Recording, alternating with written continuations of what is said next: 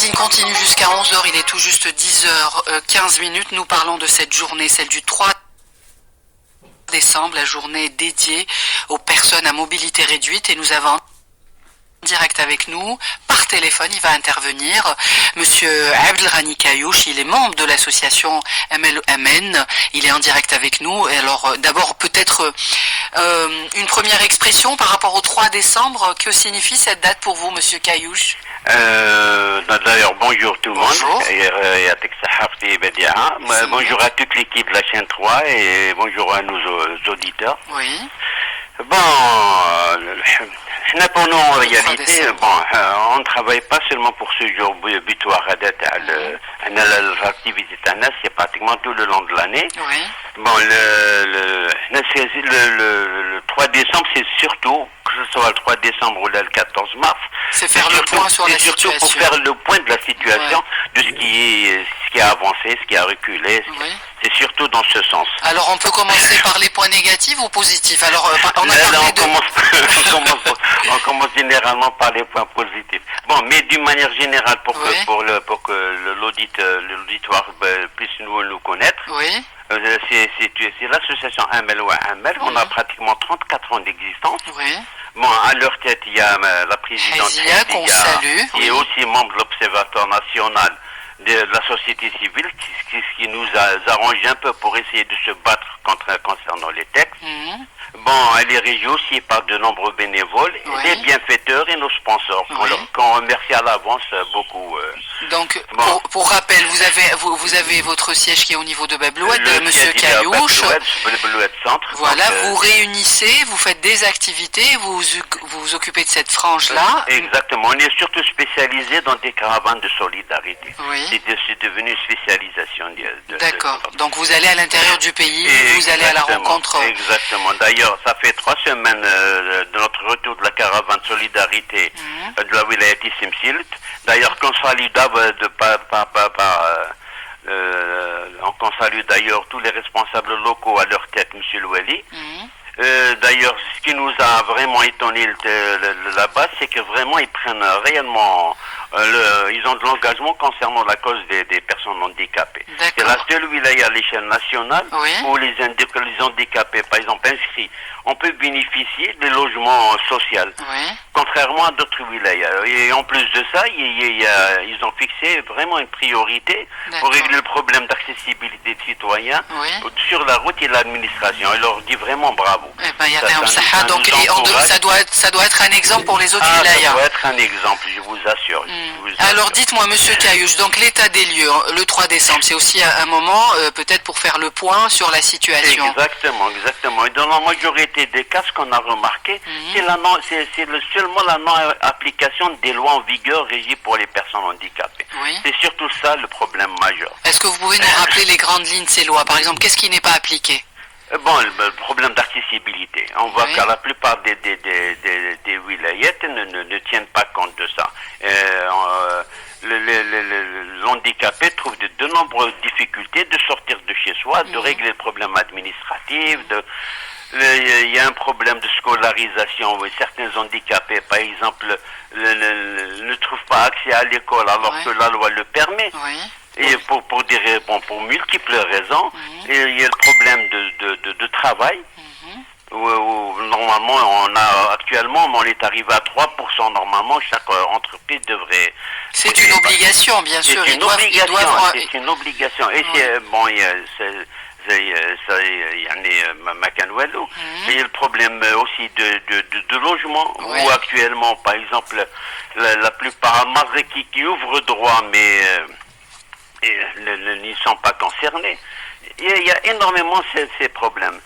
Bon, il y a aussi le problème aussi au niveau des DAS, qui n'arrivent pas à jouer réellement le rôle. Bon, on justifie par le manque de moyens financiers, mais cela ne justifie nullement pas le fait que des dossiers de signature de cartes d'handicapés prennent beaucoup de temps pour pouvoir les acquérir, bien sûr. Sachant que l'handicapé est déjà pour régler son problème.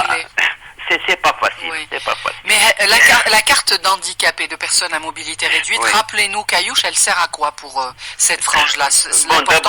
D'abord pour qu'ils puissent au moins prendre gratuitement dans le transport, Oui. et d'autre part pour régler certains problèmes administratifs, parce qu'on lui exige la carte. Et Oui, il y a aussi- qu'est-ce qu'il demande encore dans ce dossier? Parce qu'à chaque fois on a parlé de numérisation et que la carte est Elle facilement n'est faite. pas encore, ils n'ont pas encore arrivé à régler ce problème. La preuve, ça traîne énormément. Parce que pour faire la carte, il faut passer d'abord par un docteur pour Oui. vérifier. Il y a tout un dossier, donc. Il y a Ouais. tout un dossier, et c'est pas facile pour l'handicapé, parce que D'accord. généralement on a affaire à un handicapé, non pas une personne. Oui, et on parle de 2 millions de personnes à mobilité réduite. Exactement. L'handicap moteur, il est de 44%, C'est mais ça. il y a eu une allocation financière mensuelle de 12 000 dinars qui a été octroyée à toute personne. c'est une très bonne chose, Oui. mais ce qu'on regrette, c'est que généralement l'handicapé, il est handicapé déjà de son jeune âge. Oui. Et on ne comprend pas pourquoi jusqu'à 18 ans pour qu'il puisse toucher sa pension. Oui. Et sachant par exemple au niveau de Babelwed, on a beaucoup de personnes handicapées où c'est-à-dire C'est pas des adultes, c'est des la petits. situation elle est Oui. précaire. Et, malgré ça, la famille lui achète des couches, lui achète des trucs depuis son jeune âge. Oui. Et normalement, un handicapé, c'est-à-dire leur pension doit être faite juste au jour où on découvre son Oui. handicap. Où on décide. Oui. Exactement. La scolarisation, où est-ce que nous en sommes, Monsieur Caillouche, la scolarisation des personnes à mobilité réduite? Est-ce qu'au niveau de l'association, vous faites des cours, je pense, hein, pour... Concernant ces cours, ce ne sont que c'est-à-dire des aides qu'on fait. Oui. Parce qu'on a dégelé quand même pas mal d'activités qui étaient gelées à cause du Covid. Oui. Et actuellement, on utilise, par exemple, on prend en charge la scolarité, des travaux manuels, des cours de culinaire, Mais pas mal de choses. Et comment ça se passe alors? Qu'est-ce qu'ils demandent le plus au niveau de votre association Amel ou Amel, les personnes à mobilité réduite? Alors, est-ce qu'ils veulent plus des travaux manuels? Est-ce qu'ils veulent plus apprendre à écrire? Non, généralement, la plupart des handicapés, c'est-à-dire, essayent de surpasser leur handicap. Oui. Donc, ils veulent apprendre le tout. Ils veulent apprendre à s'éduquer. Mais qu'est-ce qui est le plus demandé, ces caillouches?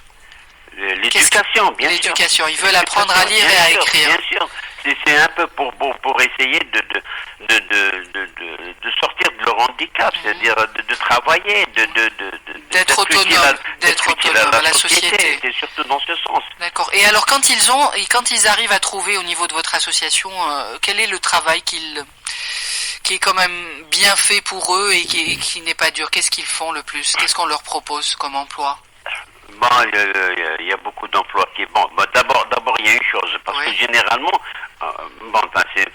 excusez-moi d'utiliser ce mot, mais on méprise un peu le handicap. Il y a des handicapés qui travaillent énormément, ils sont aux universités, et qui peuvent énormément faire des choses beaucoup plus importantes. Concernant les handicapés les plus durement touchés, ils peuvent trouver beaucoup de boulot comme standard, c'est-à-dire il y a beaucoup de boulot qui peuvent s'adapter à leur niveau. Alors dites-moi, si on rappelait par rapport à cette date du 3 décembre, pour vous c'est bien de marquer, mais il faut aussi rappeler qu'il y a des choses qui ne se sont pas encore faites. Alors en premier lieu, vous citerez l'accessibilité, Monsieur Caillouche. Exactement, oui. Je l'avais dit tout à l'heure, c'est l'accessibilité, l'emploi, la scolarisation, l'octroi du logement, c'est-à-dire aussi appliquer les textes d'une manière générale. Appliquer les textes, c'est tout. Okay. Et ce qui est décevant actuellement. Oui, donc les textes sont là, mais l'application est tout autre. Et tout autre. Alors que c'est très facile par exemple, un exemple concret. Au niveau de Babelwed, il a fallu que l'association fasse elle-même l'accessibilité, bien sûr, avec vos propres moyens. Exactement, avec ses propres moyens, fasse l'accessibilité entre la place des Martyrs et Saint-Eugène. Vous avez payé de vos poches. Exactement, mais ça a été un travail de 48 heures, je vous assure. Oui, de 48 heures et c'était... C'est tout. Alors s'il y a un appel à lancer pour profiter en direct, Monsieur Kayouch, en tant que membre de l'association Amel Oul Amel. On salue. Alors vous êtes combien d'adhérents dans l'association, pour rappeler? Bon, on est pratiquement à 2000 adhérents. Ok. Bon, mais en plus de ça, bon, on essaye aussi d'aider aussi à l'échelle nationale. Oui. On ne s'occupe pas que de notre niveau. Oui. Mais ce qu'on peut demander, nous, c'est aux autorités locales de faire leur travail, c'est tout. D'être plus présent auprès de vous. Exactement. Donc on va dire la commune. Exactement. Voilà. Ben, on salue tous les membres de l'association Amel Oul Amel. Il y a une, bon, j'en profite. Oui. Bon, il y a une activité qu'on va essayer de lancer. Oui. Ça va peut-être un peu. C'est de faire un programme où il y aura une participation et un concours national autour de l'application des textes sur les personnes handicapées, c'est-à-dire se déplacer dans toutes les wilayas et voir le travail qui est fait concernant, pour essayer d'aider un peu les handicapés. D'accord. On va un peu les stimuler si on veut. Bien sûr, c'est important de les stimuler et merci pour tout ce que vous faites. Je vous remercie, c'est moi voilà, qui vous remercie. je salue bonjour à tout le monde. À tout le monde, et je salue la présidente, donc Amel Oul Amel Hizia, et puis tous les membres de l'association. Merci pour votre intervention. Il est tout juste 10h26. Vous écoutez Plus près de vous.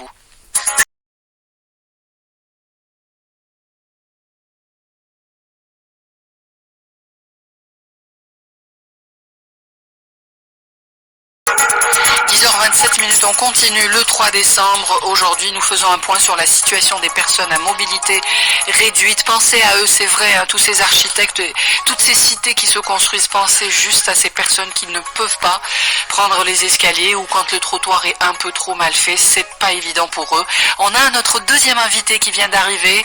Elle est en direct avec nous, Madame Melika Mjbari, bonjour. Bonjour. Merci d'être en direct avec nous. Ah, c'était pas facile, hein, oui, franchement. Je sais. Ça nous fait plaisir. Merci. Alors, vous êtes également, nous avions avec nous en direct par téléphone Monsieur Kayouch, qui est membre de l'association Amel Oul Amel. Vous-même, vous êtes aussi membre militant de cette association depuis quelques années. Vous êtes aussi trésorière de l'association Espérance. Persévérance, c'est important par rapport à Espérance, Persévérance. Je dirais, on est dans l'espoir.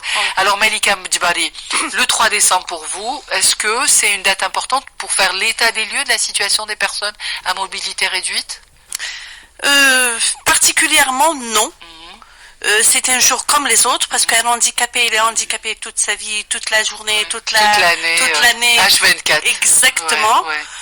C'est vrai que ça aurait pu être une date importante si c'était une date où on peut faire le point sur ce qui a été réalisé, ce qui a été fait, ce qui doit être fait, et ainsi de suite. C'est comme un anniversaire. D'accord. Mais alors, qu'est-ce qui a été fait par rapport à il y a quelques années où vous sentez qu'il y a une amélioration? Franchement, Melika Mjbari, c'est vraiment... D'abord, permettez-moi de dire bonjour chères auditrices et chers auditeurs. Je me présente Melika Mjbari.